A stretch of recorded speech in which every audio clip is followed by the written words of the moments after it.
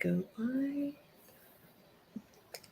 Alrighty, I think we're live. Welcome everyone to the Sleep When I'm Dead book club book discussion for A Twisted Love Story with Samantha Downing, which I'm so excited to be here. And of course, Rachel, I'm so excited you're here too. I know it's our first time that we've done something together on your channel. I know. I was excited to have you, and I was like, you know what? Let me just shoot my shot. So I sent Samantha a question, or asking her if she would be on my channel, and she said yes. I was like, oh, yes. Okay, cool. I wasn't surprised when you told me that. I was like, she is so sweet. I can only imagine that she would totally do this. Mm-hmm. So. I know. And then I messaged you. I was like, I hope this is okay. And you're like, oh no, I love her. Oh my gosh. Yeah, I know. We've been following each other for a while. So yeah. So yeah, this is Samantha Downing. She is the author of the book that we will be discussing in detail, A Twisted Love Story. If you haven't picked this up yet, no worries. I have it on my iPad. I have it on my iPad. I haven't got a physical copy because I listened to it twice on audio. So oh, nice. Yeah. But yeah, this is the book that we're discussing. If we are just going to do a questionnaire with the author and go from there and talk about the book. And I've told Samantha that if she wants to leave at any time, she can, whatever works for her. But I will let everyone know ahead of time when spoilers are coming. But yeah, if you guys want to start doing some introductions, we can. Do you want to introduce yourself, Samantha? Yes, I am Samantha Downing, and I wrote the book, A Twisted Love Story. My first novel was My Lovely Wife, which came out 4 years ago now in 2019. And then there we are. And then He Started, It Came Next. That was my book that was set to debut literally a month after lockdown started during the pandemic. Oh, wow. And then For Your Own Good was in 2021. And now this is my fourth book, A Twisted Love Story. And I wrote them all. And that's me. That's my whole introduction. Nice. And what about I'm you? Rachel. You might know me on Instagram for Happy Go Lovely Sleeves. I'm the book sleeve girl. That's what I do. And I read a ton of thrillers. And domestic thrillers are my jam. I read every kind of thriller, but I have to say, like, literally, I will probably read, 50 domestic thrillers in a year. That's how much I love them. So, yeah. But I do love every genre, fantasy, romance, and all that stuff. But I'm mostly known for doing book sleeves over on Instagram. But I have read all of Samantha's books and loved every single one of them. So, yay. Thank you. Well, for anyone who doesn't know me, my name is Jessie. My channel is Reading with Jess.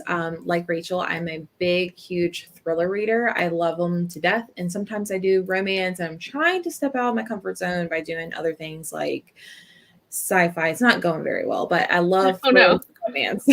And so I feel like this was a perfect book because I feel like it definitely has thriller with romantic elements into it. Mm-hmm.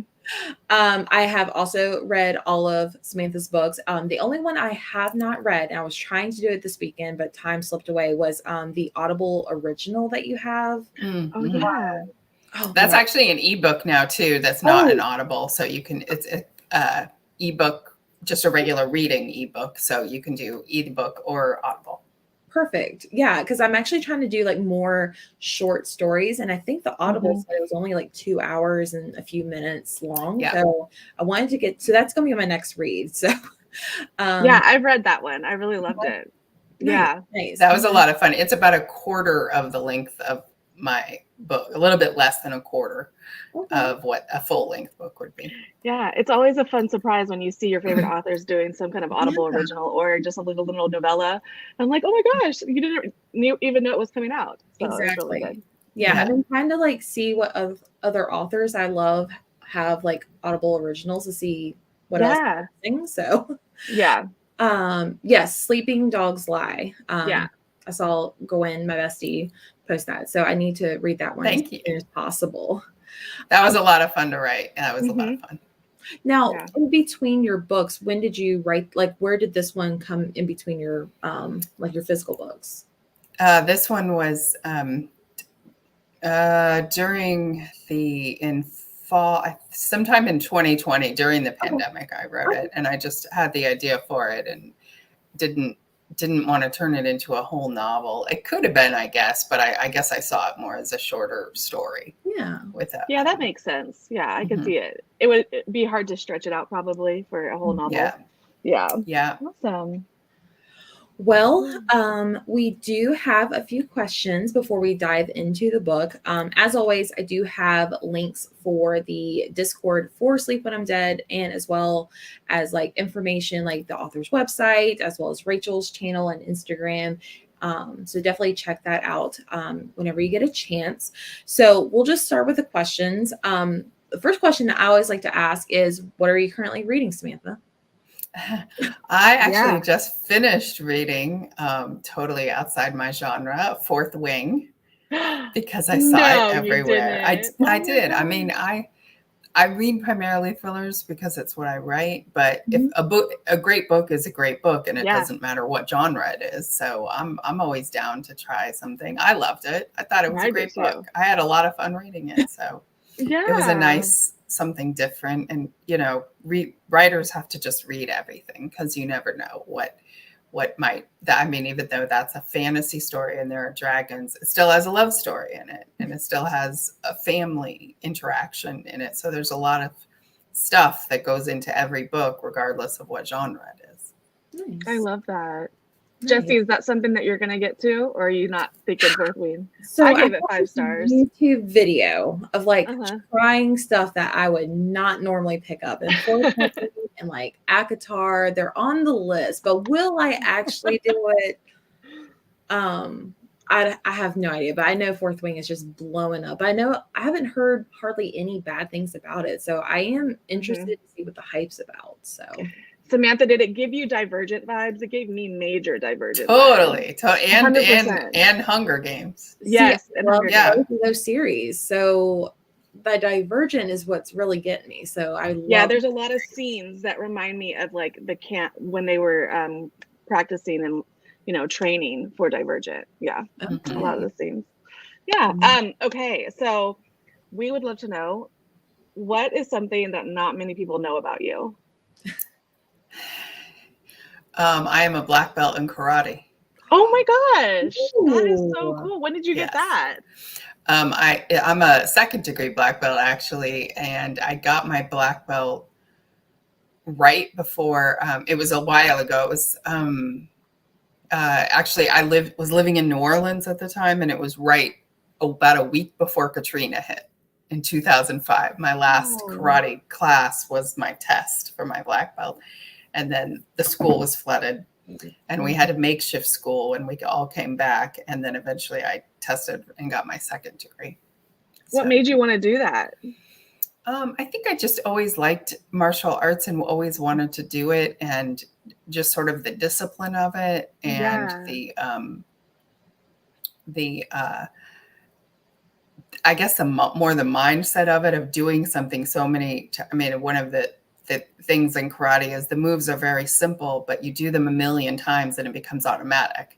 So it's like over and over and over, the discipline of being just doing something over and over, even though it's boring, you do, because you do it again and again and again, and you constantly try to make it better. So in any case, one day I just thought, well, I should just stop thinking about it and like go do it and like find an actual school. And I would have been okay with pretty much any kind of martial arts, but the karate was the closest one to where I lived, and I didn't have a car at the time. So I just was like, okay, well, this is it then. This is where I'll go.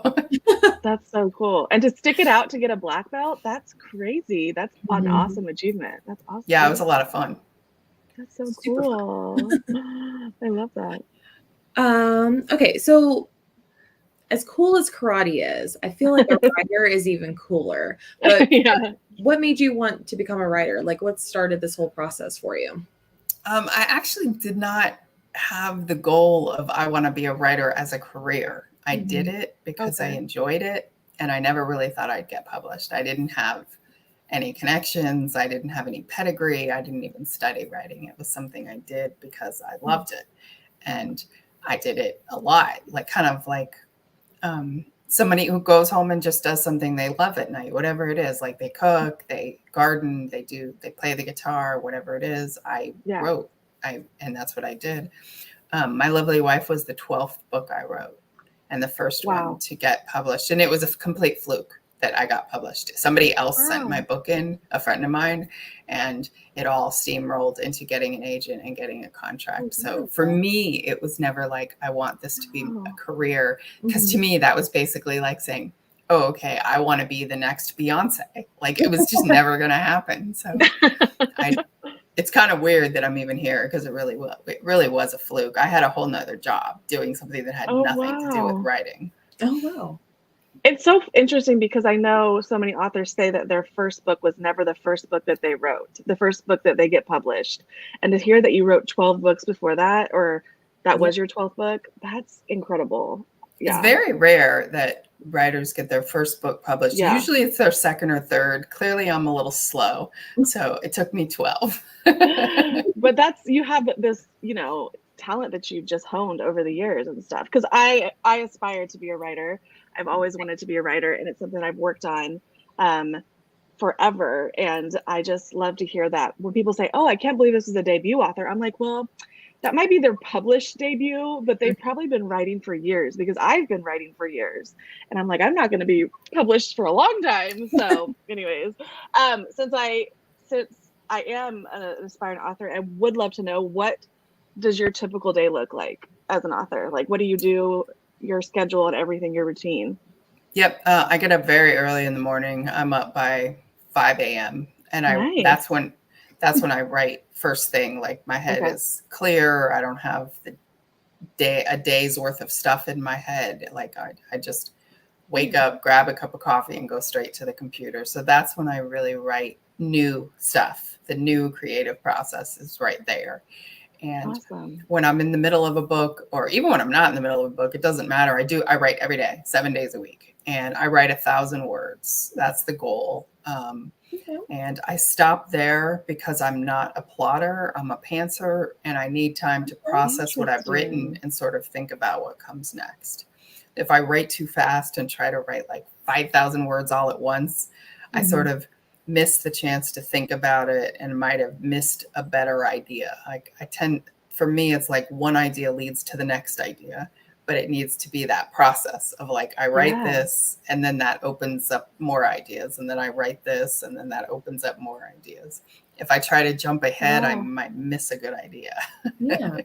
So that's a true pantser, because you don't hear a lot about what it's like to be a pantser. You always hear people talking about how to be a plotter.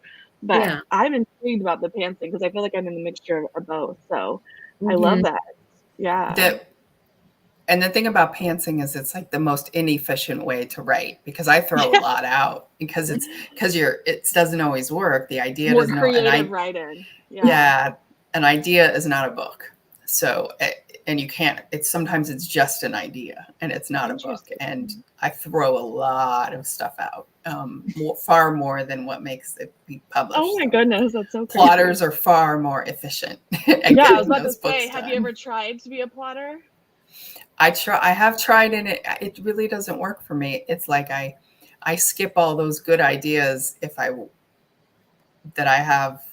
it if I try to think ahead like a chess player, I just get stuck in that path, and then it becomes like really predictable. Like, I'm writing exactly to what I wrote in the plot. I know exactly what the end will be, and I just write to it, and there's no room for more creativity. Almost like it becomes like a how-to guide instead of a guideline, That is so interesting. I love to hear that. So what do you like to do when you're not writing? I get nothing very exciting. I mean, I binge watch TV, I see movies, I like animals. I hang out, go on a lot of dog walks. Oh, I love dogs too. I'm a huge dog girl. Pretty normal person. In general, I really like storytelling in general. However it's done, whether it's a TV show or a movie or a book. Just seeing how other people tell stories, how they approach it, what perspective they use, what choices they make when they're telling their story. It's like an obsession. Like, I always love to see how stories are told. Yeah, I love that too. Awesome. I have That a is so follow-up cool. question though. What kind of dogs do you have? I don't have dogs. My brother, who Okay. inspired Sleeping Dogs Lie, is a dog sitter and dog walker. Oh, Oh, that's So cool. he has dog walks every day. And so Aw. I always have dogs I can go see. Right now I don't have a dog. I just moved across the country, and eventually when I get finally settled, I'll have a dog, but not today. I love that. Oh, yes. Dog. I mean, I have 4, so I understand. Mhm. It's a lot. It's a Yeah. lot. Um, so we've talked about you being a pantser. Is there any other quirky writing habits or things that you do as a writer? No, not too much. Just No? I have a routine and I stick to it, and I don't have any special things that I do. I don't like burn a candle or Okay, whatever. I was Okay. All I wondering. need is coffee. Okay. And then I'm go. I can What, go. did you listen to music or anything while you're writing? Sometimes I do. Sometimes I can listen to music if it only instrumental, nothing that has words, Yeah. because I can't Yeah. hear or I'll start singing along with the music or something. And so occasionally I do. Occasionally I listen to white noise or just something Like lo-fi music. yeah, something like that. Some Or ASMR on yeah. Or I just put earplugs in so that it just sort of blocks out all the ambient noise and it's just silent. Interesting. Yeah. Yeah. Sounds like reading when you're reading. Mhm. I was Can't gonna listen say to I music. love like a good old fireplace on my YouTube TV. I have to set the mood when I'm writing. Mhm. I have to like make it really comfortable and cozy, and so it doesn't feel like a job. It just feels like something I'm enjoying, you know? Yeah. Right, right. And like Lena said, fueled by coffee. Yeah. Yes. Totally. Mhm. Matcha for me. I love matcha. Ah. Nice. Okay, so here's a really interesting question that I loved, and I think Gwen actually came up with this one, and she's been in the chat saying like about like mood reading and stuff like that. But who is your favorite character that you've Yeah. read? That I've written? Yeah. Oh, I don't know. I like all of them to some extent. I really loved and spent a lot of time on all the characters in For Your Own Good. Okay. Okay. I loved Zach. I loved Fallon. I loved Teddy. They were all just a lot of fun to write for me. I loved that book. I love the characters in that book. I loved it. I mean, I love the couple in My Lovely Wife, but I love the kids too. Oh, So yeah. That had a fairly small amount of characters in that book. I loved all the siblings, and he started it. And Twisted Love Story. I mean, there's 4 really main characters: Wes, Ivy, Karen, and Bianca. And yeah, I mean, each of them had their thing. They were all very complex to me. So I don't know. I love them all. I don't have a favorite. I really feel like you write very unlikable characters that you end up liking by the end, or you have some kind of emotional connection to them by the end, but none of them are like good people. Like, even if I like the fact that like I was like, when For Your Own Good with Teddy, I was like, why am I like liking this guy who is doing all these things, you know? It's like Joe Goldberg, you know, you're not supposed to like these guys, but you do, you know. Well, Teddy, I mean, that's kind of the thing. If your character is a psychopath, and Teddy certainly was like a sociopath or a psychopath, there has to be some way for people to relate to them. Otherwise, they're just a flat monster, and the character is flat. Yeah. Teddy was, you know, a regular guy working at a really rich school where the students had more money than he would ever have. Yeah. And I think that's just a position people can relate to. Who wants to be in that environment where your students are driving better cars than you are, and they're 16? Yeah. So annoying. And they're entitled brats. So I actually had teachers contact me and say they totally understand Teddy's belief system. They just didn't agree with his methods. Yeah, I know. And we have a lot of teacher friends on Instagram who read books. And I know a lot of them are like, I shouldn't love this book. I shouldn't love Teddy, but I do. And it's just so funny because they're teachers. But yeah, It's so kind of funny. like Dexter. I mean, Dexter always Mhm. killed people worse than he was. Yeah. So you I could know. root for Dexter because his victims were even worse. Yeah. It was like the lesser of two evils kind of thing. Mhm. That's so true. I like how you put that, lesser of two evils, because it's Mhm. I feel like it definitely sums up a lot of your characters. Yeah. Interesting. I know. That's what I love about your books is they always go to places I never think they're gonna go. Like I always think, oh, she went there with her characters, and I love that because I love that authors take risks. So that's why I think I love your book so much. So good. I do have a question. This is a two-part question. What is your favorite thing about being an author? And if you weren't an author, what would you be instead? My favorite thing about the author is the writing itself. I really love to write, and that's that. I mean, it's just that I get to create whatever I want within reason, but pretty much whatever I want. And if I wasn't an author, I would do something with animals for sure. I don't know what I would do, but something. Oh, that's so awesome. Morally gray is my favorite type of character. Yes, same, Lena. I agree. Well, we're all morally gray. We all live in the gray. There's nobody who's 100% good. It's not possible. That is so true. That is so true. That's a good way to put that. Okay, so after a book has been published, it's out in the world. Is there any certain like way that you treat yourself after, releasing new art? Nothing specific that I do. No, it's not nothing that's like a ritual or anything. Okay. Interesting. You don't usually, go out usually right on to the next book, So I'm already, authors are usually juggling a couple books. They might be drafting a new book while doing edits on the last one. So you've got, and then a different one just comes out that you're not even working on anymore, except for doing your promotion or doing events or things like that. But the book itself is done. You're not doing any actual writing, and it's printed and it's out there.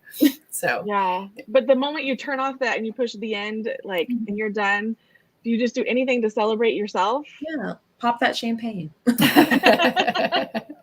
Probably more coffee. Yeah. She's like, I'm going to go take a nap.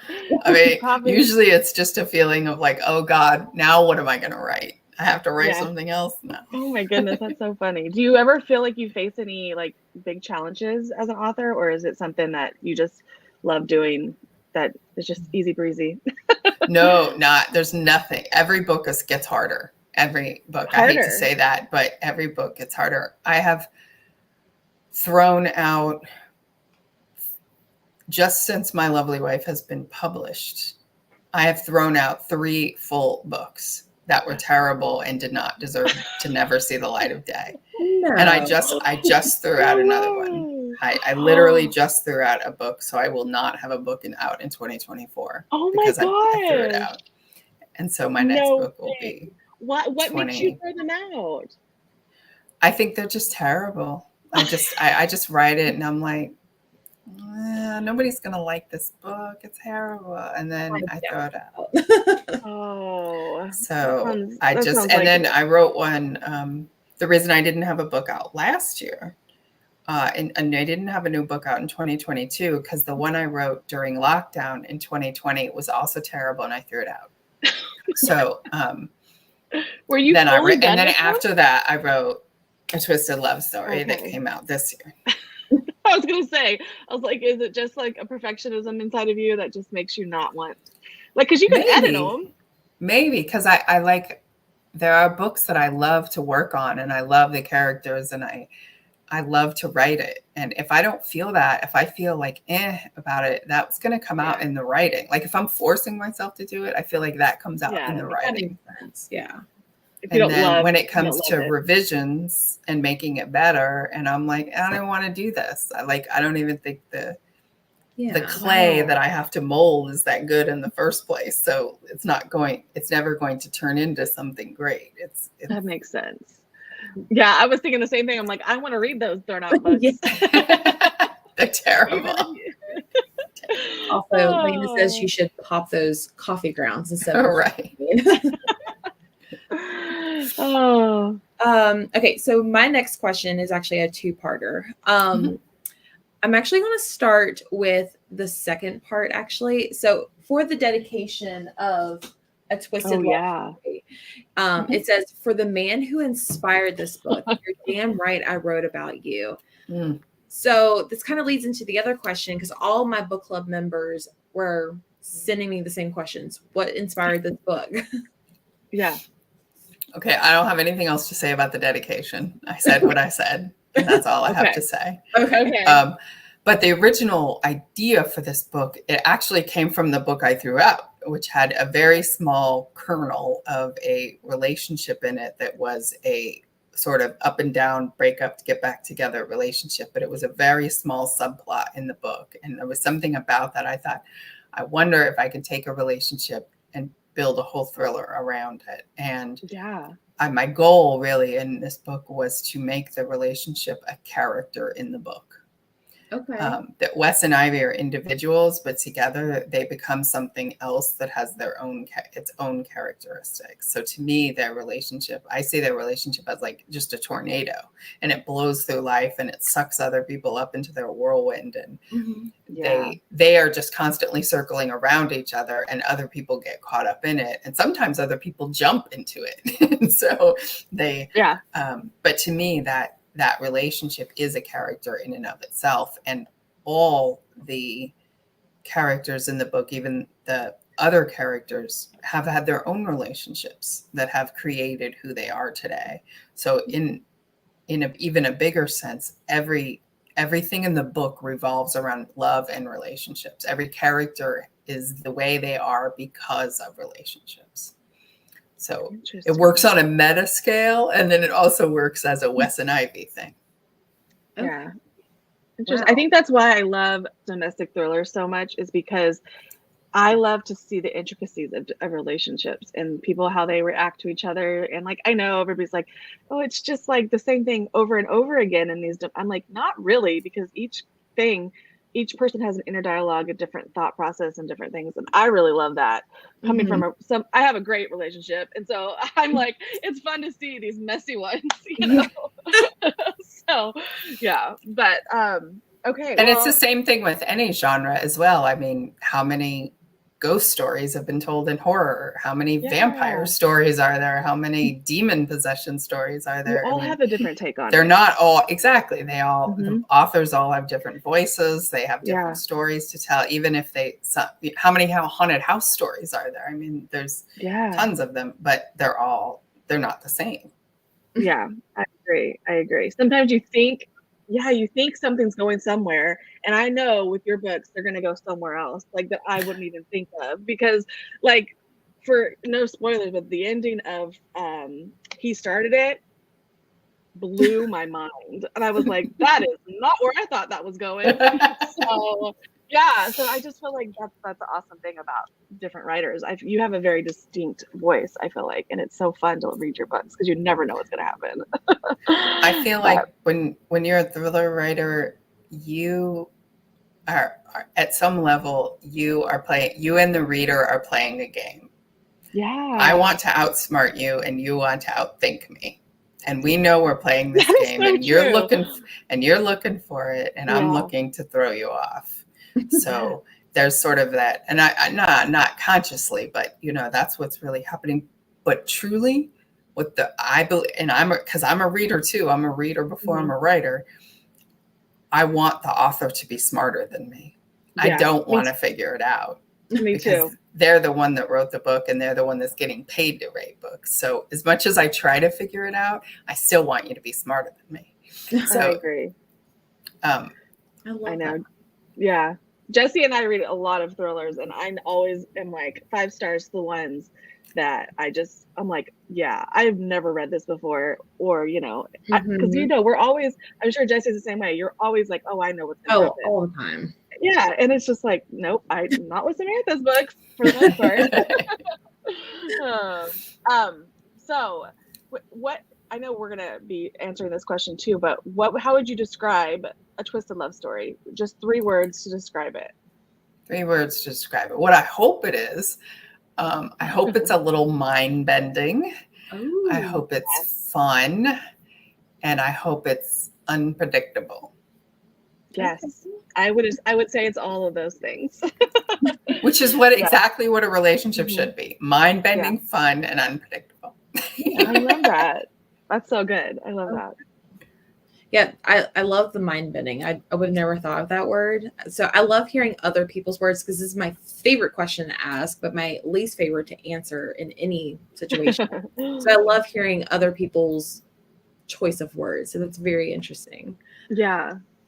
Okay. And then I don't know if you've answered this already, but do you have any like upcoming plans or projects or Well, I'm working on another book now since I threw it out.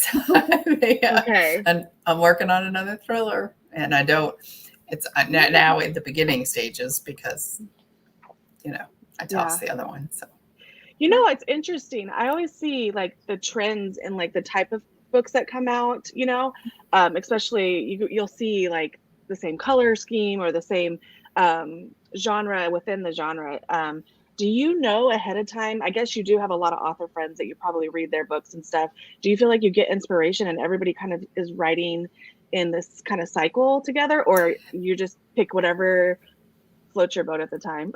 yeah, I mean, it's super strange how authors tend to do that. Like, especially when I wrote For Your Own Good, I wasn't even thinking of dark academia. Like that didn't even cross my mind. I was thinking thriller with a teacher who's a psychopath. And and suddenly there were all these dark academia books coming out. And it was like, how strange. I hadn't talked to anybody about that. And then with A Twisted Love Story, like I said, the idea had come from another book, and I just thought that would be a new way to tell the thrillers where about a relationship. And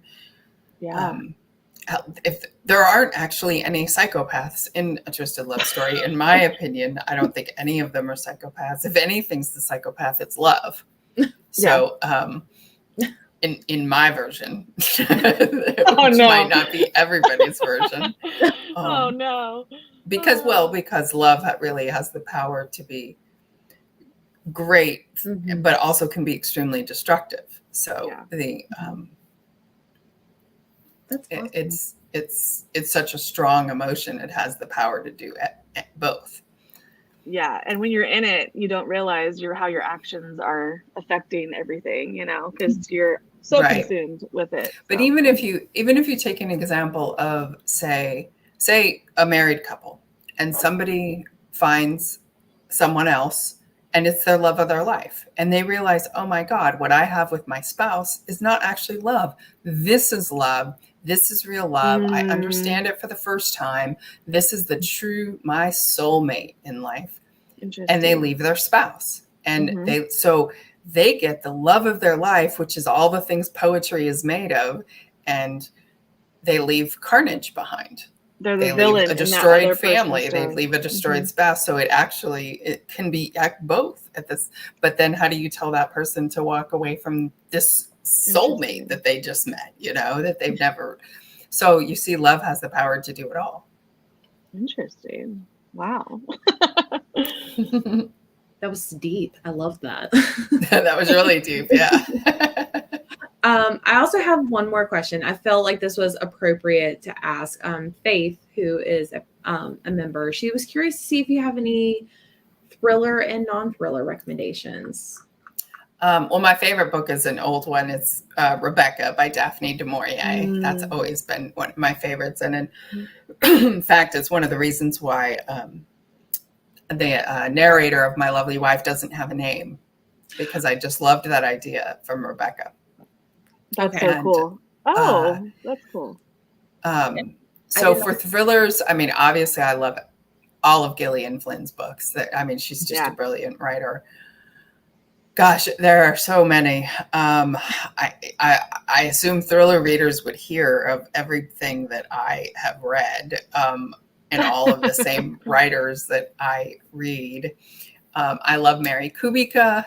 I love Alice Feeney is absolutely one of my favorites. I love Robin Harding. You were talking about writers that take risks. Robin Harding is a writer that takes risks. She writes about small little segments of society that one is about a sugar baby. One is about couples that swap partners. Her latest one is about a woman that's become homeless. All of these are very risky to do if they go the wrong way and you don't do them right. And she takes that risk like every time, and her books are great.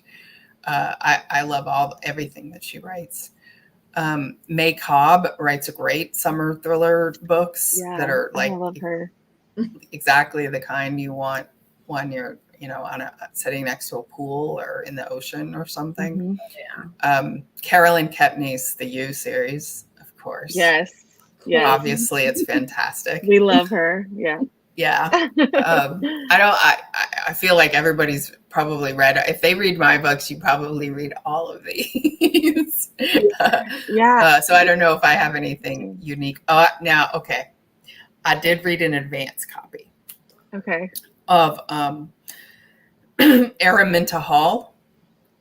She wrote Our Kind of Cruelty a few years ago, which was about a really twisted relationship called Our Kind of Cruelty. She has a new book coming out in January. It is being published by Gillian Flynn's imprint. And it's called One of the Good Guys. And I believe it comes out in January 2024. She just recently had the cover reveal for it. So if you look her up, there it is. There it is with the guy, and he's holding like a thing. Yeah. Okay. Yeah. This book is totally shocking. I have seen the covers of her Our Kind of Cruelty. So I'm gonna add both of those to them. Yeah. January 2024. Awesome. I love that. Fantastic. I feel like you definitely have some Robin Hobb too, like especially with the twisted love story, since hers are very romance suspense, which I love romance suspense, like Geneva Rose and different things like that, May Cobb and stuff like that. So I love that. Yeah, Geneva Rose's books are great. Geneva and I were in contact just on social media before she was published, and she asked me to blurb The Perfect Marriage. Yeah. And I did. And she said I was the first author that ever blurbed her. Oh. And then when this book came out, for my book, we have blurb Kismet. This is the first time her blurb has been on the cover of a book. And it's on the cover of my book. So it's you know funny. what? We have Kismet. I think I saw a blurb of yours on this one I got today. Yes. And I saw yours. I was like, oh, Samantha's on there. So I love that. I'm so excited for this one. So excited. Have you read this one yet? That one I have not. That might be a blurb from her last. I blurbed several of her books, so it might. Yeah. But I have not read that one yet. I know it comes out tomorrow. Either tomorrow or next Tuesday. I don't know if it's this one or next week. I know it's this. It's this month for sure. But I think it is the 30th. I think it's next week, or the 29th or the 30th, whatever that day is. Awesome. And just for advance now, I read Samantha Bailey's next one and Hannah Mary McKinnon. So those I love them. They're two of like the nicest people out there too. They're just incredibly nice people. What was the new Hannah book? What was hers called? I don't know if that title's even been announced yet, so I don't want to say anything yet. Okay, no, you're good. You're in trouble, Rachel. I know, because I'm always like looking like to see whenever. And Samantha Bailey's was a friend. You're probably looking it up right now. Hannah's is The Revenge List that just came out, so there might be another one after that. But what? No, I read her 2024 book, so it's probably not announced yet. But Samantha's was announced, and she did the cover reveal for hers. What was her last name again? Bailey. Oh, Bailey. Okay. Oh, here it is. Oh, I've seen her books. I haven't read anything by her yet, though. A Friend in the Dark. That's it. Ooh. A Friend in the Dark. Oh, I've seen Woman on the Edge. I feel like someone else was reading that one too. Awesome. I love this. I've just added like 4 books to my one. I know. I so many. It's hard to find ones that you haven't read that other people will recommend. So, because I'm sure Jess has read as many as I have. So it's like, yeah. And I'm really interested to read Jessica Knoll's new one because she doesn't. she only writes one every few years. She doesn't do like an every year thing. I think it's been like 3 years since her last one. Yeah. Awesome. Okay, cool. Well, thank you for sharing those. Yes, thank you for No sharing. problem. Reads more. Alrighty. Well, if you guys are ready, we can go ahead and discuss the book if you guys are okay with that.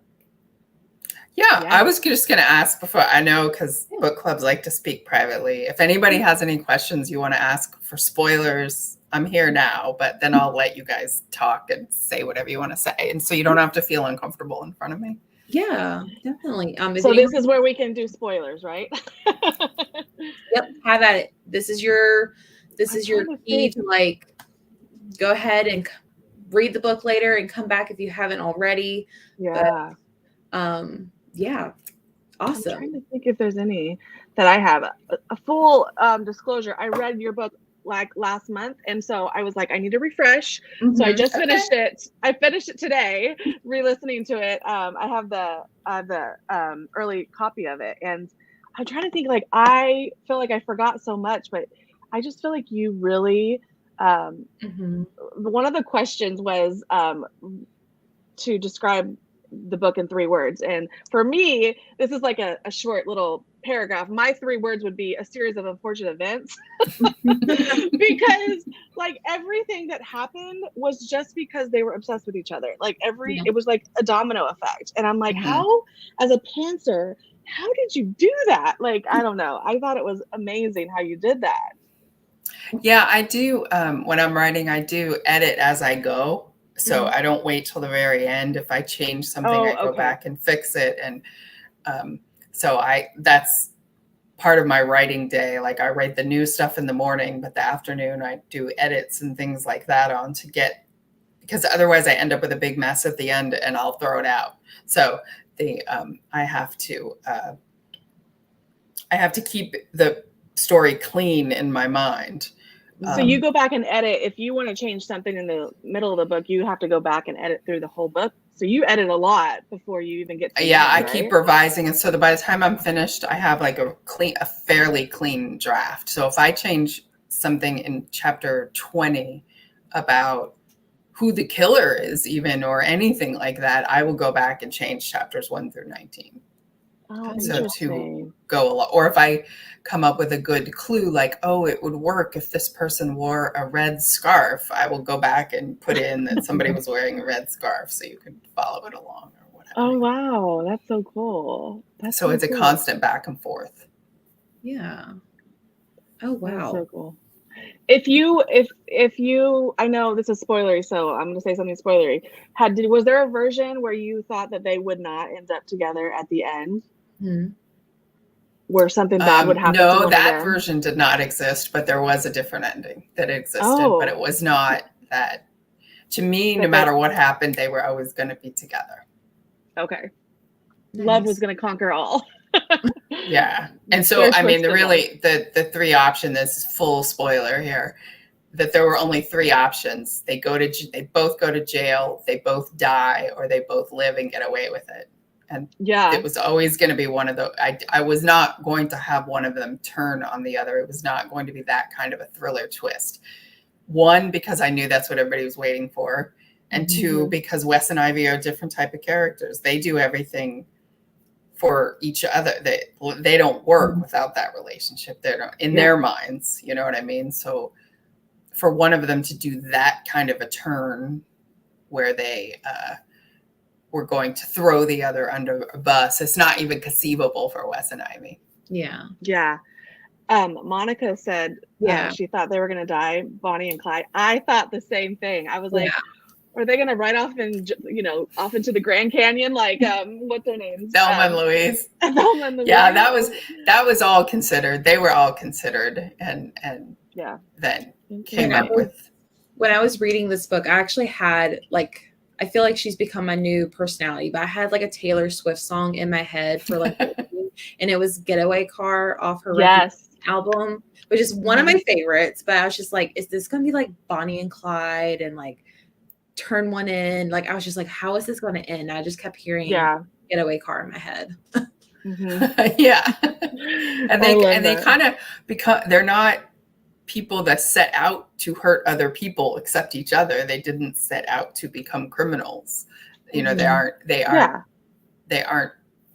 psychopaths. They aren't like they're not trying to hurt people because it's fun. They're literally so absorbed with each other. It's all, everything else is just blurry.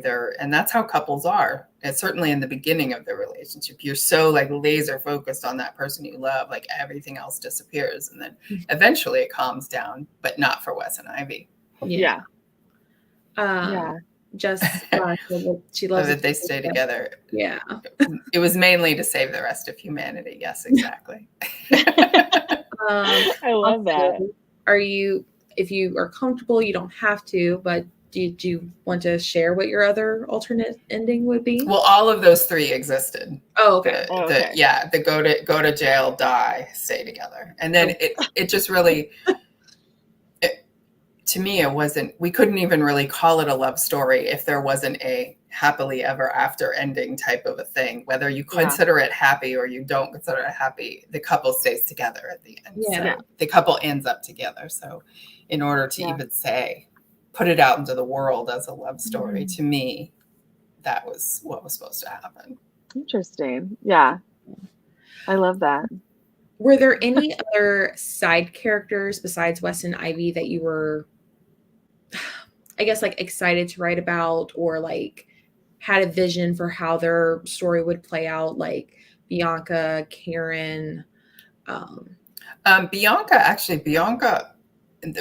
was more personal for me because I've been an assistant before, and assistants know everything. Yeah, and Bianca, I mean, I took it to the extreme, but assistants really do know everything. You don't have to tell them; they figure it out on their own for the most part. So she was a lot of fun to write. And Karen, I just really wanted to make someone that was a really complex character, a detective who had her own reasons for doing what she did, even though she was crooked or going, doing things against regulation and breaking the law probably. And then also because her name is Karen, I really wanted to mess with that meme that sort of, she's sort of the next evolution of it. She knows it's a meme and she uses it to her advantage. Interesting. So she becomes Karen-esque when it's necessary, or she can play against type. So, interesting. I didn't even think about that. I felt bad for Karen after everything that she was doing for Ivy in like, her warped way. She was trying to help her. Ivy's the one that hits her car, and I'm like, oh my gosh, this girl's trying to save your life. And that was a great little slap in the face for Karen. I know. And Karen really what her goals were good, but she did want to save people from domestic, from abusive relationships. So the goal was good. Wes and Ivy were just such an anomaly. Everything about it threw her off, and she had the wrong focus. Nobody there wanted to be saved. Neither Wes or Ivy are actually trying to get out of this situation. She was delusioned. She was like, oh, she needs me, but she, that's funny. I did love Bianca though. Bianca was, I would have loved even on the second, like they were saying, like even more behind the scenes of her brain too, So, because she was, well, it makes sense though, because she lost her boyfriend and stuff, but she had a little bit of the, I don't know, sociopath in her a little bit, I felt like. Yeah. And I knew that the death of Tanner was going to throw everybody off. Like, wait, what just happened? Because you're so focused on Wes and Ivy, and you're like, a murder comes out of somewhere totally else because he's this horrible guy who is assaulting her, Yeah. So, I remember, but it allowed for Karen to come directly into the situation. Oh, okay, that makes sense. Yeah, I was thinking like, because at this point I'm still trying to figure out like what happened in the past between Wes and Ivy, and like what happened the last time she came into the office, and then bam, murder. Tanner's gone. Yeah. Yeah, Definitely crazy. threw me for a loop on that one. I remember I was working, I was cutting fabric for book sleeves, and my husband's standing right there, and I was like, wait, what just happened? And he's like, what are you? I was like, I'm listening to my audiobook right now, because we were both, sewing away, cutting our fabric and everything. I was like, that shook me. Like, you didn't think that was going to happen out of, like you said, it threw us all for a curve. That was a good one. Yeah. Heath was crazier than the main couple. Yeah, Heath was crazy. Yeah, Heath was out there. Yeah, they were all coming from their own personal place, and and readers do too. When readers read this book, they're all we all have our own relationship experiences, and you could come into it saying, oh my God, I could never, or, oh, I know a couple like this, or, yeah, I've been in this, but it was 10 years ago, or whatever. So we all I've seen readers say, I don't relate to this at all. And I've seen readers say, oh, this totally triggers something I had before, Which so is so sad. It is. And it just runs the gambit on. Yes, Heath was definitely obsessed with Ivy. Yeah. And now he's with Bianca. So interesting. Yeah. They kind of deserve each other a little bit, Yeah, exactly. But like going back to like what we mentioned before, like everyone has a little bit of morally gray in them. So I felt like we got to see this throughout like a lot, if not all, a lot of the characters throughout this book, whether it's big roles, small roles, and stuff like that. And I really wanted to present a number of different kinds of relationships, so you as a reader could compare and contrast for yourself. Karen was very specifically in a textbook abusive relationship, in a psychologically, emotionally abusive relationship. And I put it right next to Wes and Ivy. So now what do you think of Wes and Ivy? Do you think it's abusive? Do you think it's toxic? And I avoided all of those words because readers should decide for themselves what they think. And it's really interesting. I didn't want to call it toxic because that already labels it. Then you're going to go into it saying, okay, it's toxic. So, but I just want readers to be able to decide for themselves what they think of. Yeah.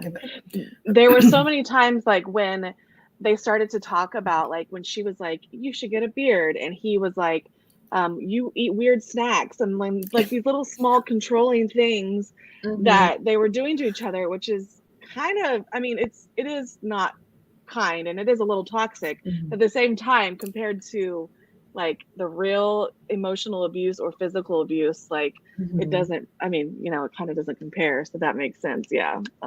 That's such a interesting way to parallel the two. That's crazy. I will also say this: every time I see something that's sky blue, I will always think of this book.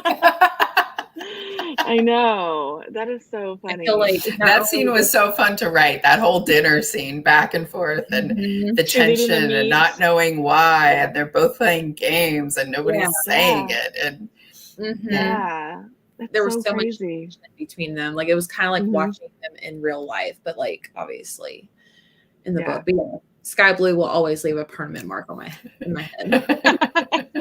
Do you ever have thoughts of it turning into any of your books turning into films or shows or series or anything?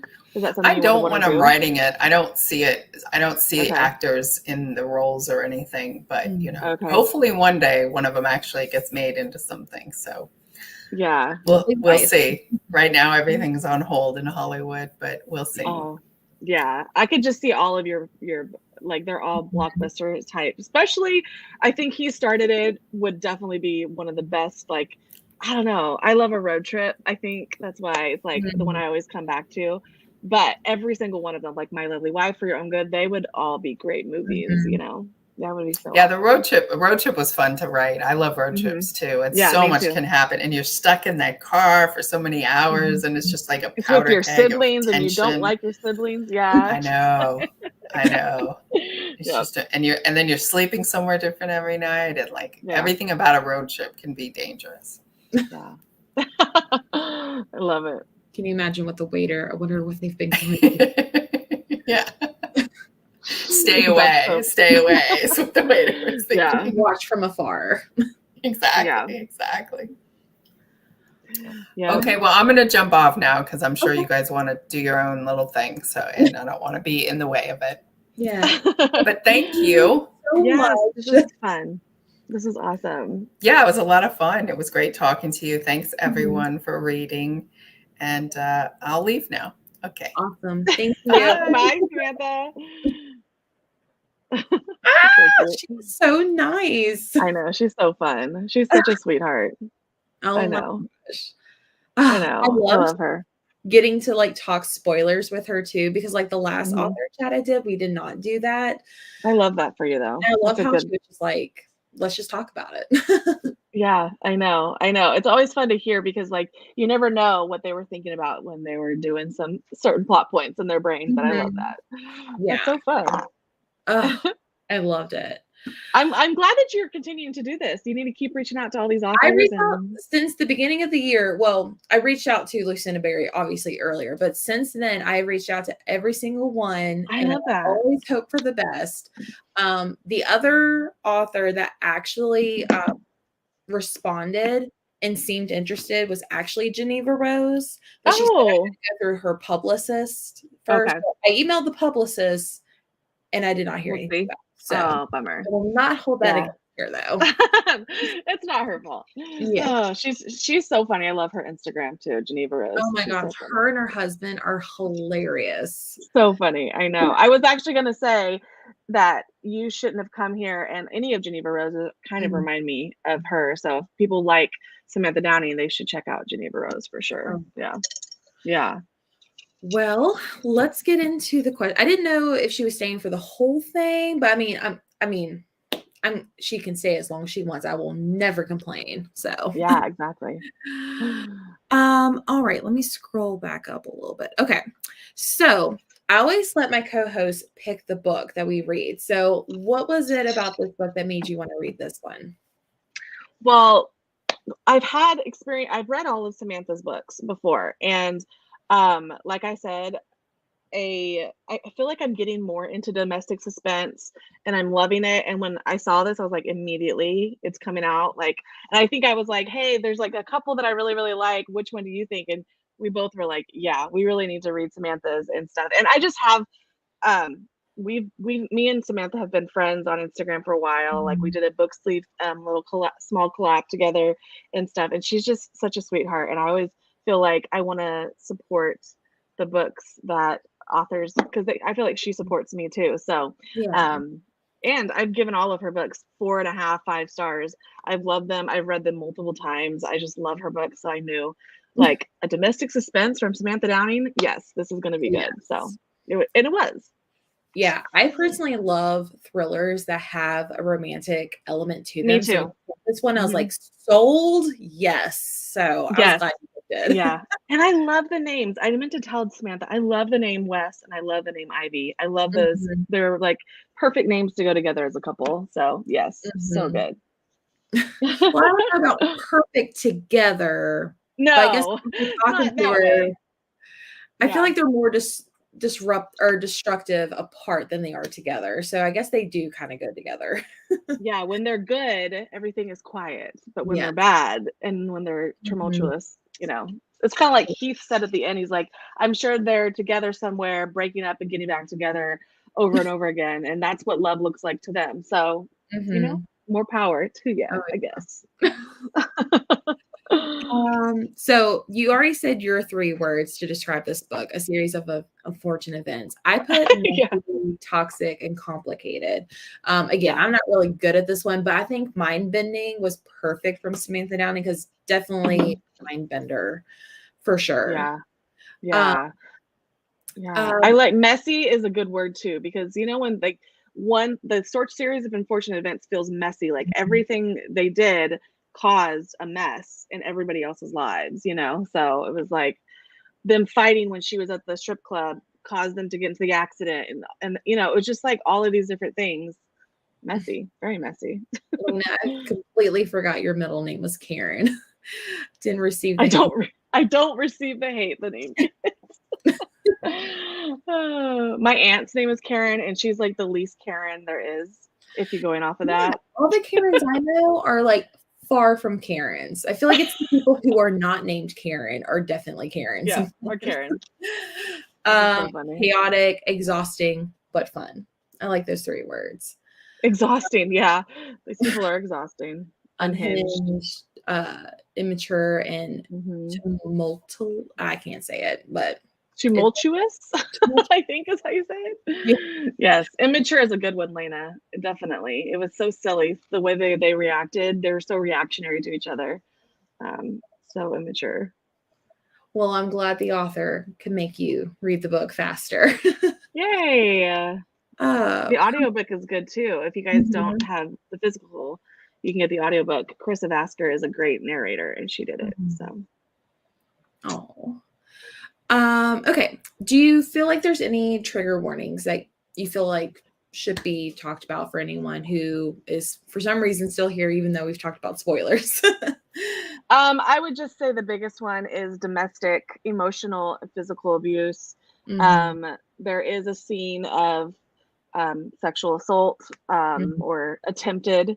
So that is a small, like, on-scene thing. And then a lot of gaslighting, a lot of, I don't know, men being, awful to women, really. But, also, they weren't great to each other. So I would just say any form of domestic abuse that you could think of, kind of in there. Yes. Toxic relationships. Yes. I know, right? Cheating. There's cheating in there as well. So yeah, murder. if you don't like, any of that stuff, it's not fun. Okay, so this is a question that I feel like Lena and Brandon always put in Discord. But what would you recommend for those who love a twisted love story and for those who did not like a twisted love story? Okay, so I grabbed a couple. So for a twisted love, if you liked it, I feel like most people have read these books, but I think His and Hers and Rock, Paper, Scissors are great domestic, where you get the point of view of both the husband or wife or the partners. And these are just really good, and you don't really know what's going on the whole time. So these are really great. They're very readable, just like Alice Feeney. I mean, just like Samantha Downing, all of Alice's are really good, but these are her more domestic books. So I would recommend, I gave both of these 5 stars. Those are good choices. Yeah. If you didn't, like, if this wasn't your favorite and you wanted something a little bit different, if you wanted a little something, I don't know if this is a spoiler. If you wanted something a little different, I would say try Layla, because there is a toxic relationship. Well, there is a back and forth relationship in here, but you get a lot of out-of-pocket stuff that you won't get in just a normal domestic thriller. So I don't want to say what it is, because then I might definitely spoil it, but that's a great one. And then also this one came to mind, Tell Me Lies. I actually have only watched the Hulu adaptation of it, and so I'm going to read this. I've read all of Carol Lovering. I guess that's how I can't ever say her first name. I always struggle.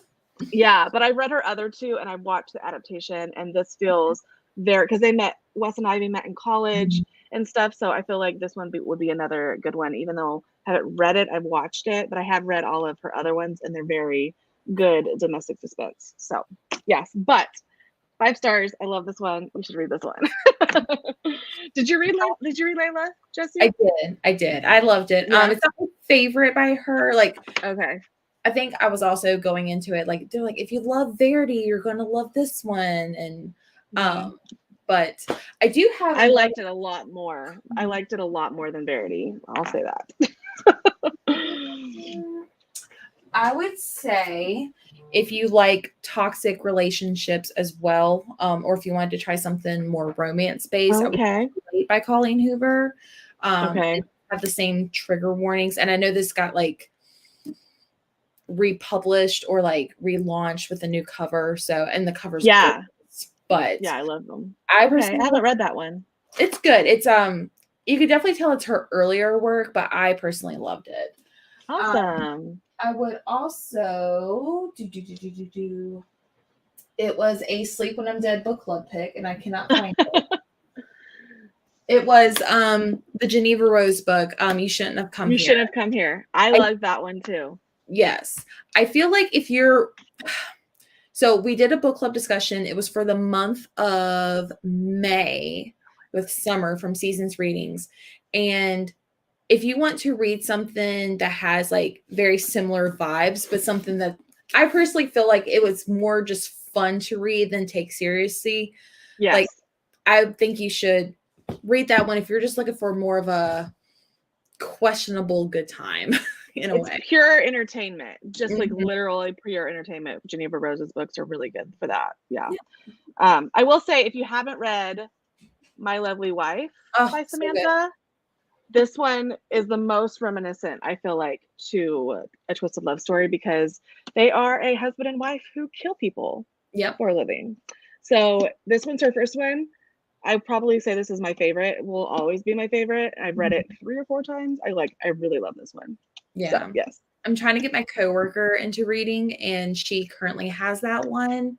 I was like, I feel like you should read it so that way you can join us when I interview the author for this one. Yeah. But I think she's had it for like a month, so I don't think she ever got to it, but that's okay. I do like this one, The Kind Worth Killing. I feel like that would be a good one to recommend. Yeah, that's a good one. Yes. Definitely. That's a great one. That's one of my favorites. Yeah, that's a great one. Okay. So great question on that one. So let's talk about first impressions. What did you first think of Weston and Ivy? You know what? I thought the moment I was like, oh no, Ivy's going to be a problem. I didn't think Wes was going to be a problem. I thought Ivy was going to be the problem the whole time. I don't know, just the way in her inner dialogue and stuff. And I just read it again today. So I was like, I still felt that way. And then you start to see how Wes was like picking at her and telling her what to do and different things. And I don't know. They were made for each other is what I thought of them, first impressions. Yeah. And it stayed that way. What about you? Like you said, I thought Ivy was going to be like this obsessive, crazy ex-girlfriend, but I kind of feel, I mean, they both have their own issues, but I kind of felt like Wes was more of the problem as well.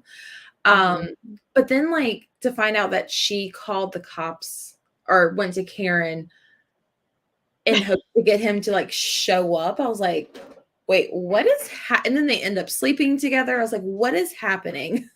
Yeah. And you know what's funny is that she really thought throughout the whole book that he did send her those things. And then we find out it's Heath. So she thought he was playing a game with her at the beginning too, by stalking her or whatever. And I'm like, they're just playing games no matter what. And sometimes they would go back into the past and share like their messed up relationships in the past. And I'm like, geez, Louise, it's just like a continuous game to both of them, back and forth. It was exhausting. I feel like the relationship was exhausting. Could imagine constantly worrying about where someone is and what they're doing and trying to figure out how to get under their skin. Yeah. Like worry about yourself. With the social media aspect and everything, it was just silly. Yeah, agreed. Let's see. One would argue that Wes and Ivy have a very complicated relationship. These subjects like ghosting, jealousy, or causing the other one to be jealous on purpose, miscommunication, etc. Have you ever done anything like this? Or ever went to extreme lengths for love? Absolutely not. Like, it's funny because, like, not to toot my own horn, but my husband is our relationship is the exact opposite of this relationship. And I have seen this relationship in people that I know. And me and my husband say constantly over and over again, I'm so glad that you are not this way. You are not dramatic. You are not da, da, da, da. And like, I could be a dramatic person, but the jealousy never comes out. Like we've been married for 17 years. So it's been a long time. Like maybe we had a little bit of it in the very, very beginning, but like, that's just being 20, 21 years old. And, but no, our relationship's like 180, 100%. What about you? Okay, let me get a little backstory. So me and my husband went to high school together, but he did not know I existed. Even Oh, though okay. his mom was my cheer coach, he was not into girls. Like he was really focused on sports. Like that was it's still his personality to this day, but that's okay. So like I would always try to like find way, like he was a senior, I was a freshman. I always like, oh my gosh, she's like so dreamy. Never gave me the time for that. So Yeah. then, as adults, I think I just turned 20 and he was 22, and his mom made him ask me out on a date when we were both single. I know, Aw. it's so sad. I didn't know that for like the first 3 months. So he finally did. So when we were getting to know each other and dating, I was like, I do not do the jealousy thing. Like that is just not me. I've been there. I've done that. I don't have time for that. And so I was just very upfront with him at the beginning. So yeah, he is I like love that. the complete opposite of what Yeah. So I would say the same. My husband is the most patient, most even-tempered, like chill. Like he just, I don't know. It's so opposite. And I have seen that relationship in other people around me, and Mhm. I'm like, I will never. Yeah. It's like, you know how people, I think Wes and Ivy, they create drama because they enjoy the drama. Mhm. I want to stay as far away from the drama as possible because I know what the feeling that when you're fighting with your partner, like that is the feeling I do not want. You know, When that's I like it makes me physically sick if I was to ever fight with him. Yeah. So yeah, no. When I was reading this, I kept hearing the TikTok sound. Is it me? Am I the drama? Am I Like, I the kept drama? hearing that the whole time. I love that. It's so funny. Uh, Oh dated a guy once who had a crazy ex. I was like, "Oh, no, ma'am, you can have him." yeah, No definitely. killings, though. I get it. It's hard to get out there. Uh, Yeah. Therapist told me to stay out of the drama. You can read all the self-help books about toxic relationship, and it ain't easy to stop.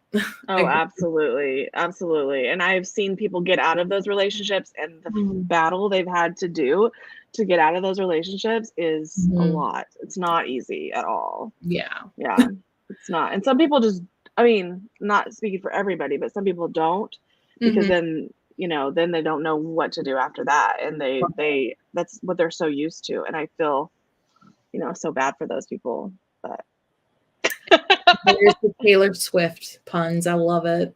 he's the problem. Hmm. So what did you think of the pacing of this book? Oh my gosh, I felt like it really went fast, but I really loved being able to be in both of their perspectives, even though Mhm. it was kind of like an omniscient, like kind of, wasn't it omniscient third person where like we weren't thinking like exactly what they were thinking? I'm trying to remember. So like it kind of felt like you just like traveled through the different perspectives, which kind of kept me on my, you were always jumping from like one perspective to the other, and it kind of moved everything along. Even when you were going back in history, it didn't feel stagnant ever for me personally. So I would say it's like medium fast paced, more medium, I guess. And Mhm. then at the end, it like sped up for sure. Yeah. I also Yeah, think with like the short chapters, because the chapters were super short, which I love. me I felt too. like I was flipping through the pages as well. So I would definitely say medium and then speeds up to more of a faster pace. Yeah. I like how this book focused on how you don't have to touch Mhm. anyone to hurt them. There's no physical abuse, but the psychological abuse left the same effect. I feel like that is overlooked a lot. Oh, absolutely. Psychological abuse, emotional abuse is, you Mm-hmm. know, just It's as just as bad sometimes. scary. Yeah. Mhm. Let's see. So pacing was fast. I can't ever find my mouse.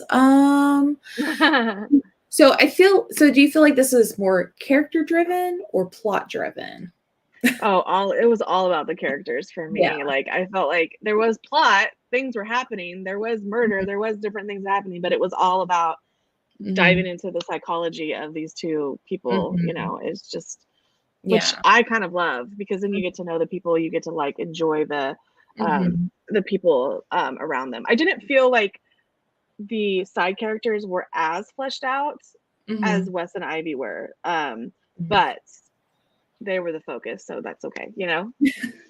Yeah, it's weird because like after reading this one and like after I was like looking over the questions, I always say I prefer plot driven over character driven. But when I do read a book that I overall enjoy and it's more character driven, I'm like, do I like characters more than plot sometimes? Yeah. So, Interesting. but like, I mean, 100%. you and I both read a lot of thrillers, and I feel like a lot of times the only plots that are in thrillers are like the big action murder and the big, you know what I mean? Fantasies have the big plots and those kind of things. And romance and thrillers, I feel like, have to focus on the characters because you have to care about the romance, and then you have to like be invested in what's happening in the thriller. So you have to be, you know, have a good character, you know, an unlikable character, a shady character, whatever it is, you know. Yeah.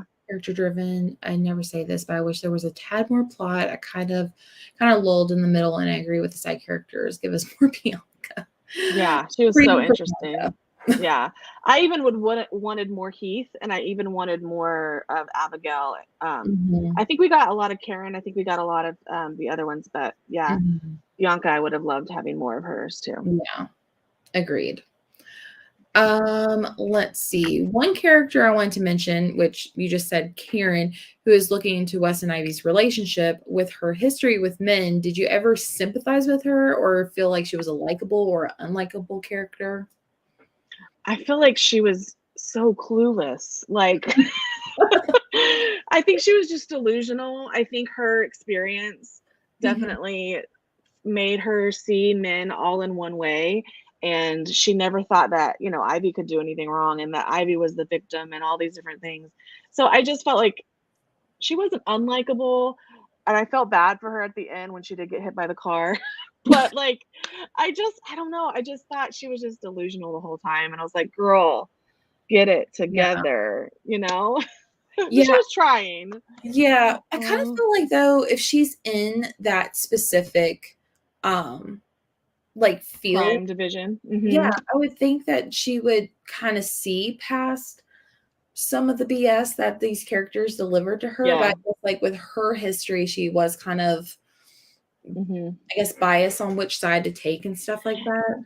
And I mean, there is a lot more women being abused. There are men that are, obviously, and I know she was taking care of helping a lot of the men too, she said in her stories, in the story. But so I don't know. She had it made up in her mind that Wes was this guy and that he did all of these things. But on the flip side, Ivy was the one that acted, you know, killed the kid in the car, and then you know, Ivy was one that hit her with the car, and I don't know. So she had her own issues, but yeah, poor Karen. Poor Karen. Didn't care for Karen and I never care for detectives and thrillers. Yeah, I mean, I'm not a big detective person either. I don't mind it, but it was a little bit more than she's had. She hasn't really had that in her books before, where she's had character like a detective procedural kind of thing, you know? Yeah, that's interesting. I also feel like this one was a lot different, so I guess that can be added to the list of different from all of her other books. Yeah, I agree with what Lena said. I think Karen meant well, but she definitely was projecting. That's definitely what she was doing. Yeah. Knowing this book was without fault, they were all a bit unhinged. Agree. Yeah, absolutely. So speaking of like the characters, this book's told in multiple point of views. Is that something you specifically like in thrillers? And did you prefer a point of view over the other? I actually don't love it when it's just in one person's point of view. And I don't know if that's an unpopular thing. I prefer most books to have either the omniscient third person where you're kind of going around and seeing different people's, you know, perspectives, or a back and forth, like, you know, one is chapters is theirs and another has a different point of view. So personally, it's my favorite way. I think it keeps the story interesting, but I am a character driven reader. So I think that's probably why. What about you? I agree. Like, I love multiple point of views. I feel like when you get like past like 3, you're kind of pushing it a little bit, because then you're asking me to like keep up with people. Like remember names a little bit more. I think if it's in their perspective, more than 3. But if it's just like the omniscient looking over and Yeah. describing, I feel like that's easier to keep a Yeah. track of, like, more than one person, because, you know, Mhm. they're saying their name more, you know, Yeah. you're thinking of them, because a lot of times when you're in someone's point of view, you don't hear the name over and over again, and so you're like, who Mhm. am I listening to right now? Who am I following? So that can be confusing. Yeah, and Yeah. some characters don't say who the chapter is about that you're getting ready to read beforehand Yeah, either. exactly. So, yeah. Yeah. Let's see. Any characters you preferred over the other? Highly suspicious on, love or hated? I feel like by the end, I just really did not like Mhm. Wes. I just felt like he was just, I don't know. I just thought he was just, I didn't like any of them. I think Bianca was the most interesting, and I felt like Mhm. Ivy was probably the most annoying because she was really immature. She really was. Like, she would get mad that he was warning his friend, even though his friend, you know, was not a great guy. Like, she Yeah. was mad about silly things, but then Wes just was, I felt like he was just a jerk. And yeah, he didn't have any redeeming qualities, in my opinion, but that's just me. But I think I would have loved Bianca just to be another main character throughout the whole book a little bit more, because I really liked her. So Yeah, I agree. yeah. I think Bianca was definitely my favorite outside of the drama, even though she was inside the drama as well.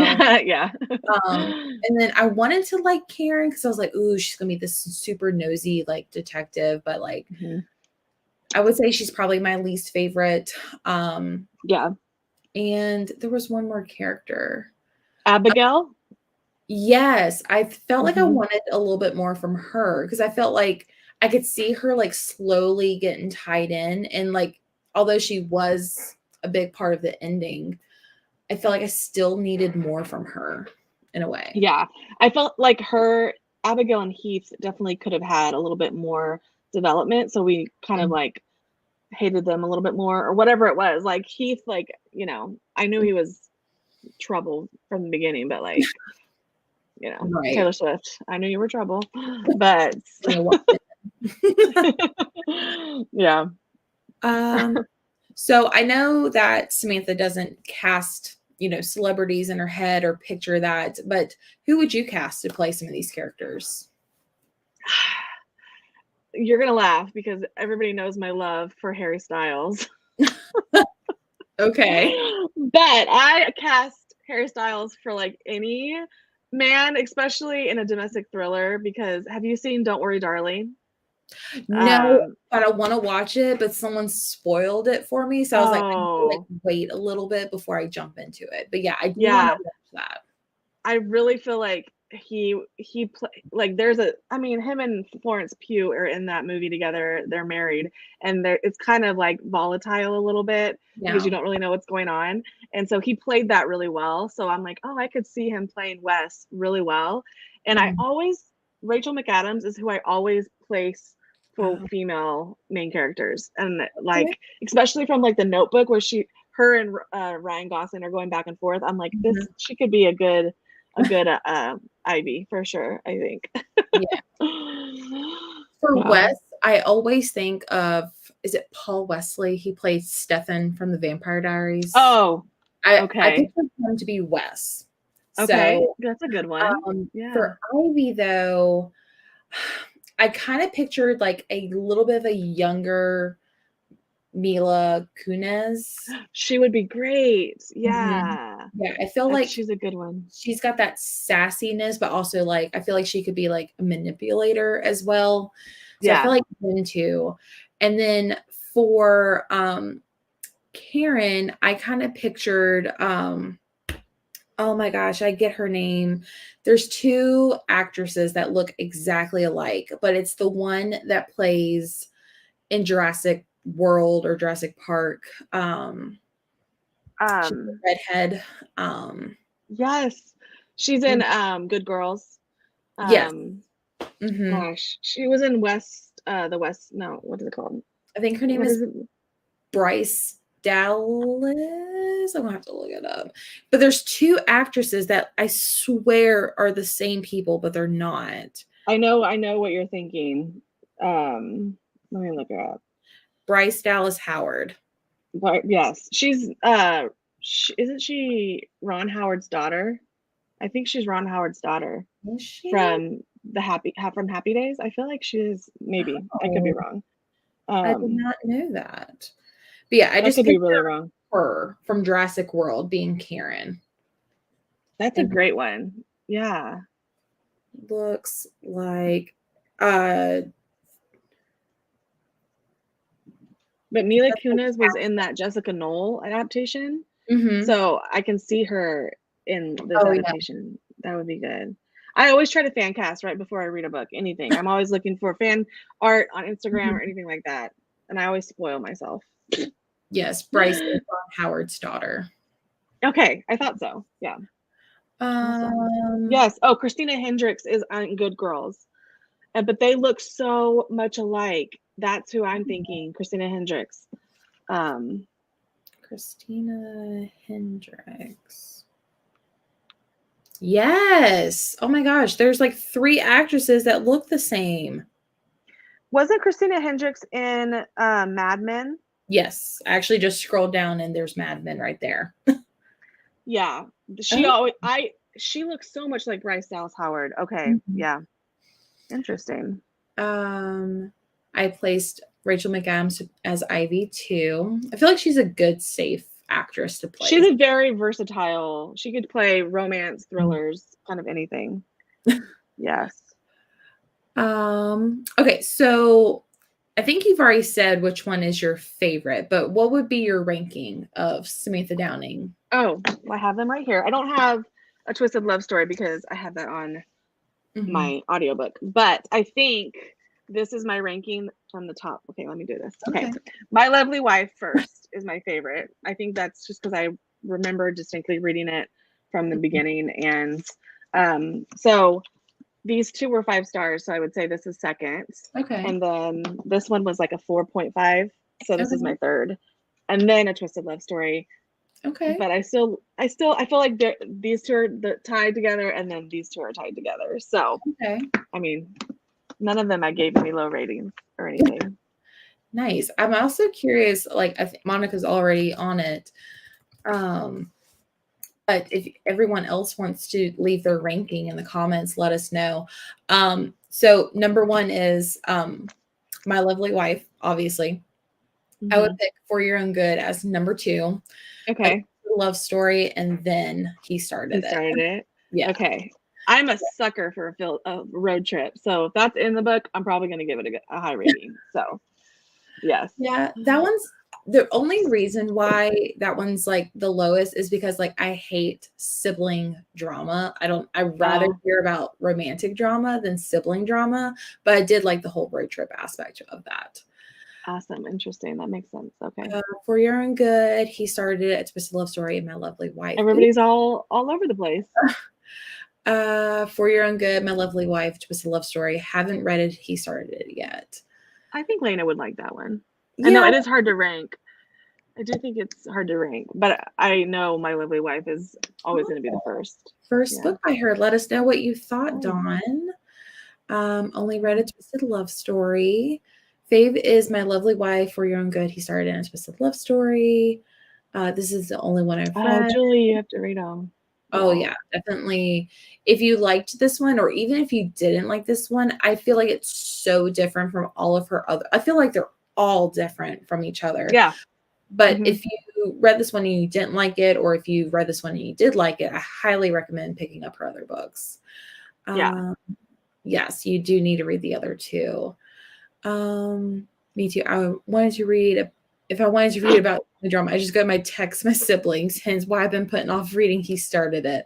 I think you should still read it though. I've read way worse sibling drama.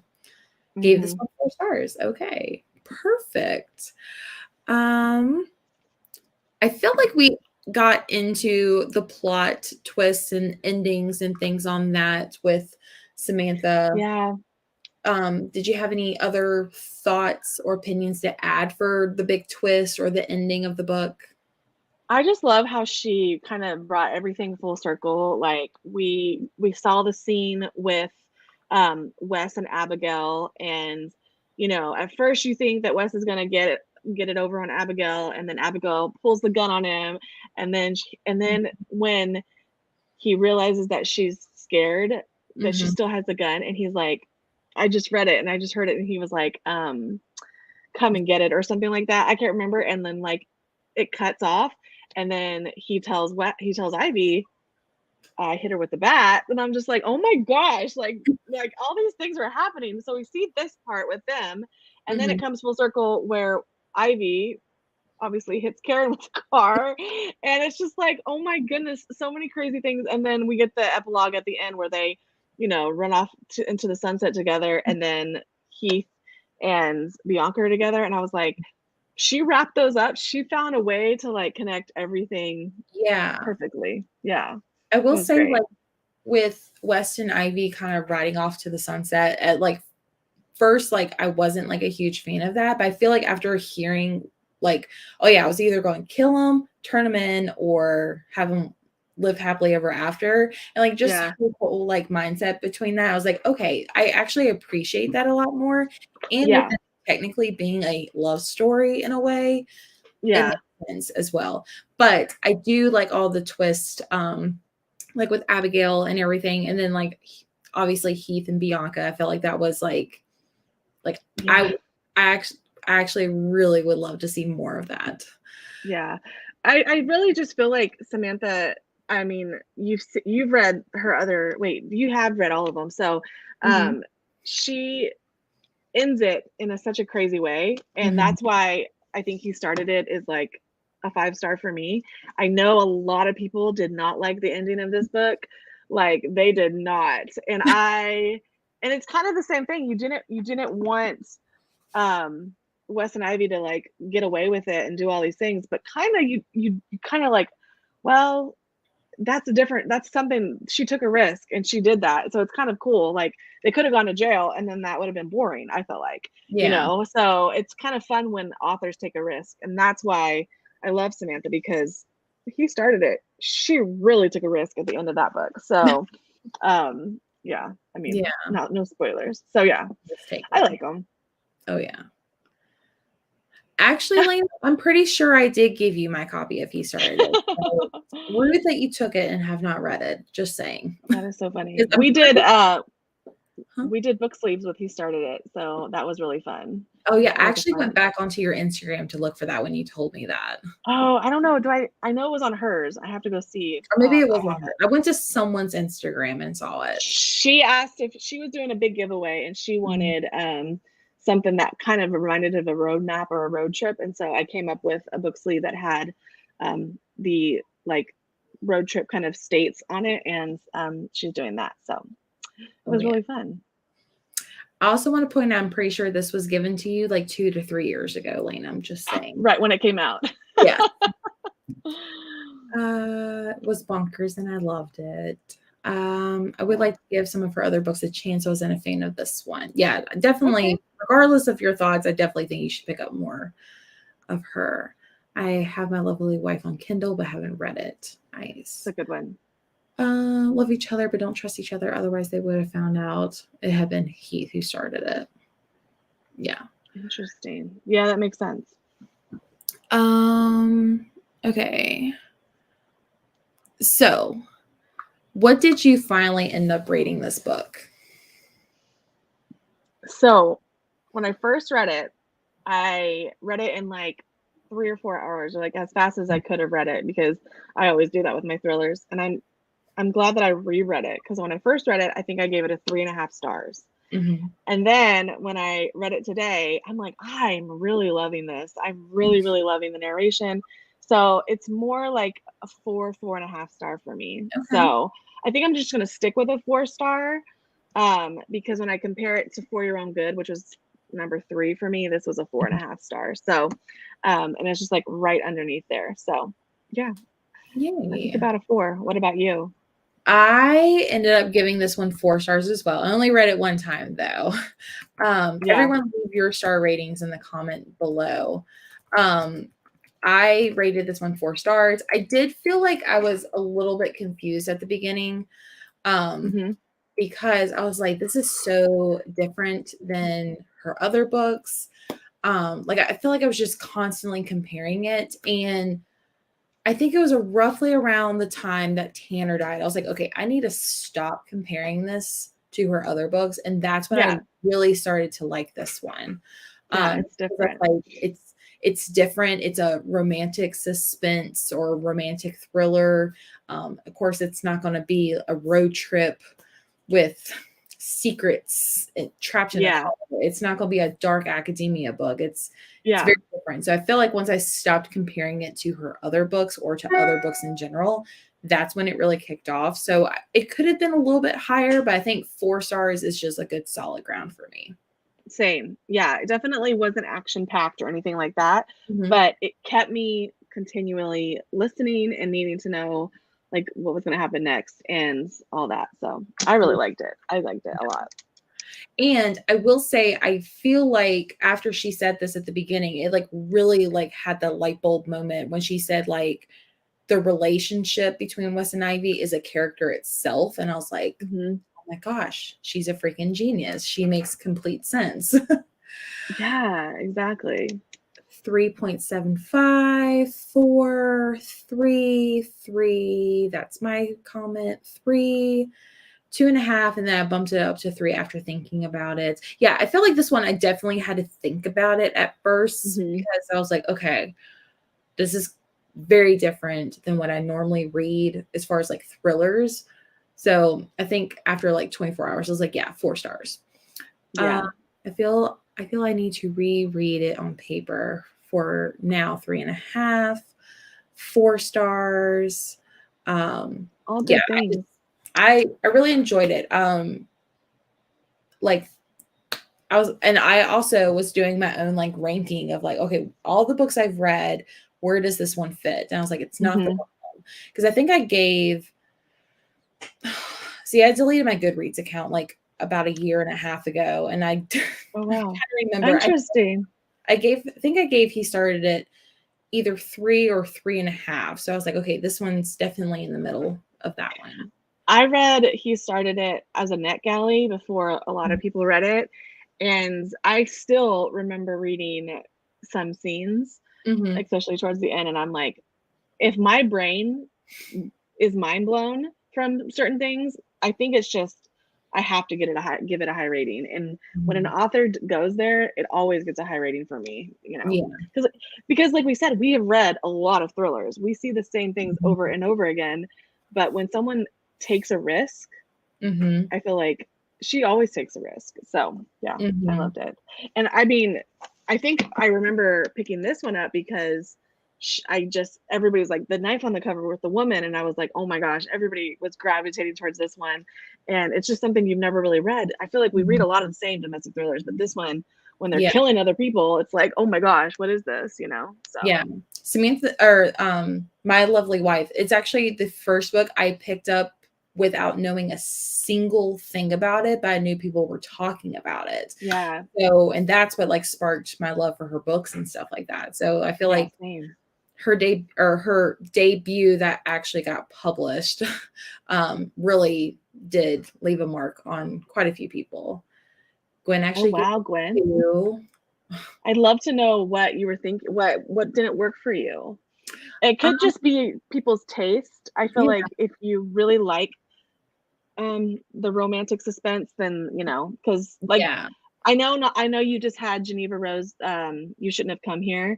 Mhm. I know that was a book club pick for you, and I know that was a very mixed bag. A lot of people were like, Yeah. you know, for us, for people who like romantic suspense, I gave it a 4.5 star. I really liked it. I was sucked Mhm. into it the whole time, but it doesn't work for everybody if that's not your favorite trope, you know?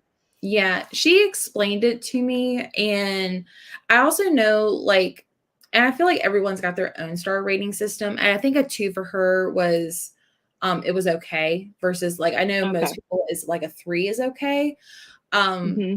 so I always get shocked when she rates something low, and I'm like, "Okay, wait, Gwen's star rating system, I have to go to So that." just So it goes, yeah, yeah. I think yeah. she was It's like more a of like, 3. I didn't like it versus it was okay. So, but Okay. yeah, she explained it and I was like, yeah, like I feel like all of the reasons why she didn't like it were valid. And I was like, yeah, I feel like people are going to feel the same way as well. So, Interesting. Yeah. See, I rate 2 stars books that just mhm. like left zero impact on me, but I didn't hate. You know what I mean? Like I was just like either bored the whole time or whatever. Like a 3-star, I'm like, oh yeah, I would recommend this to people. But I give 6-star ratings. So me and Gwen's scales are a little bit different. Like, yeah. I'm easy to please with a 5-star for sure, but I give 6-star ratings to the special books, not 5 stars, you know? So well, that's all the questions I have. Did you have any additional questions about the book or anything? No, I this was great. I'm just so glad that we got to talk to her and stuff. It was just so fun. I was so excited. I was like, I get to have Rachel and the author on. Like, this is just a special night. I've been thinking about it, like all day. I'm excited because I feel like you and I read a lot of the same thrillers. We read like Frida McFadden, all these different ones. We read very similar Kristen Modulin and stuff. So our taste, I think, even if we don't love the same ones, ours align a little bit. I'm like so excited to be on Jesse's channel because we haven't really talked about like the books that we like together. So excited that we were able to do this and get the author. Like I was, and then you're like, oh yeah, like I'm such a big fan of her, and we talk, and I've collaborated with her. Like, oh, this is perfect co-host for the perfect book and the perfect author for one night. It's amazing. I know it worked out perfectly. It's crazy when I see her order a book sleeve. I'm like, Samantha Downing wearing a book sleeve. It's crazy. Oh, I know. She's so sweet. I know. And like, if you ever make a book sleeve dedicated to this one, I hope there's a sky blue one specifically. Oh my gosh, what a great idea. Like even the inside could be sky blue, you know? Yeah. I love that. Okay. I felt like the author was holding back information to surprise me about the history and the complexity of the relationship. I kept thinking there had to be more going on, but nope, not really. Intrigued me, but the repetitive nature of dialogue and mystery will leave you unsatisfied. Yeah. Interesting. I can respect that, but I also, once I stopped comparing it to other books, I was like, okay, I'm actually enjoying this one. Yeah. So. I understand. Yeah. Depends on what you like to listen to, like to read. Yay. Yes, thank you everyone for being here tonight. So Sleep When I'm Dead, I actually do not have a book club discussion next month. It is actually the 2-year birthday anniversary for Sleep When I'm Dead. Yay. So we are doing a readathon. It's just a super casual, laid back readathon. It's September 15th through the 17th. It's just a weekend. There are reading prompts. Let me see if I can bring them up real quick just to kind of show. I was going to see, because I know it's like to read any of the books that have been on your past months, right? Is one of them? Is that one of the prompts? It is. That was actually Gwen's suggestion. I was like, that is literally perfect. And so I'm trying to see what I haven't read. I need to see. Bear with me. Where book club? Okay. Ooh, Malice House. I might read Malice House. That would be great. Oh yeah, that was one that me and Keisha did this year. I love. Yeah. I feel like I've read half of the books on your list. I have your thing up right now. I feel like I've read about half of them. Why is this not showing up? Stop. I don't want to edit my name. Yeah, so here's your favorite color on the cover, a book recommended to you, and a past book club pick. We will have reading sprints on the 15th and the 17th, which is right here. And then also in Discord, you can find all of the Sleep When I'm Dead book club picks, including this one if you did not read it and you're in the chat. But yeah, so I will not be doing that prompt because I should be reading all of them, but I feel like that was a fun book club. Yeah. So maybe you could read a book from one of these authors, like a backlist of one of these authors for that prompt, since you've already read all those.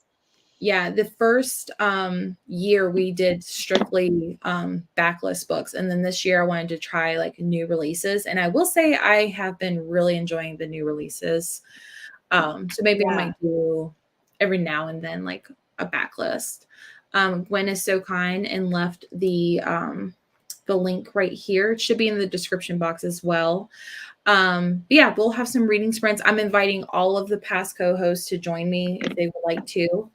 And then as far as the next quarter of Sleep When I'm Dead, that should be announced first week of September at some point. I think it's going to be in my September TBR, but I have October and December finalized. I just need to get my co-host to pick a book for November. So very excited. Yay! Still sticking with the new releases? Yeah. At least Okay. until the end of the year, and then going forward with whatever comes about after that. I love it. Yeah. I love, like, new release thrillers are my favorite thing. Like, Oh, it's like candy. It's like Christmas morning every time a new release thriller comes out. Yeah. I feel like it gets more people excited as well. Mhm. But I know a lot of Yeah. people are reading them as well. So, and I feel like it's more likely to get authors to Yeah. visit if we're talking about the promote news. it. So, Right. but thank you so much for being my co-host and It was being fun. awesome and talking with some. I could not imagine anyone else I would want to talk to her with, since you had a connection beforehand. Yeah, it's perfect. Yeah. Thank you for having me. Of course. But we'll go ahead and end for the night. Everyone, thank you so much. And we will talk to you guys in the next one. Bye, y'all.